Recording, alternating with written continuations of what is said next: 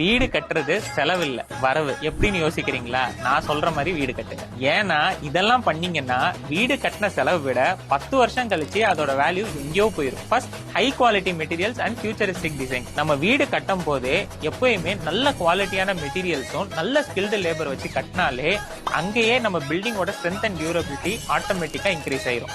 அதை தாண்டி ஃபியூச்சரிஸ்டிக்கா பிளான் பண்ணி இப்பவே வீடு கட்டினா ஃபியூச்சர்ல வர்ற ஆல்ட்ரேஷன் செலவே இல்லாம ஆக்கிடலாம். ஃபார் எக்ஸாம்பிள், கார் சார்ஜ் பண்றதுக்கு இவி பாயிண்ட் இல்ல சோலார் வைக்கிறதுக்கான ப்ரொவிஷன், இந்த மாதிரி. Second, proper maintenance. வீடு கட்டிட்டோம், வேலை முடிஞ்சதுன்னு நினைச்சீங்கன்னா அங்கதான் பிரச்சனையே. ப்ராப்பரா மெயின்டைன் பண்ணணும். ஃபார் எக்ஸாம்பிளுக்கு எங்கேயாவது சின்னதா நீர் கசிவு இருந்ததுன்னா அதை இமிடியேட்டா சரி பண்றது, ஒரு எலக்ட்ரிக்கல்ல ஃபால்ட் இருந்ததுன்னா இமிடியேட்டா அதை ரெக்டிஃபை பண்றது, இந்த மாதிரியான விஷயத்தெல்லாம் டைமுக்கு பண்ணிட்டீங்கன்னா பின்னாடி வரப்போற பெரிய செலவையே தடுத்துடலாம். வீடும் டியூரபிளா ஸ்ட்ராங்கா இருக்கும். இப்ப பட்ஜெட் டைட்டா இருக்குன்னு இதுல எல்லாம் கோட்டை விட்டீங்கன்னா பின்னாடி ரொம்ப வருத்தப்படுவீங்க.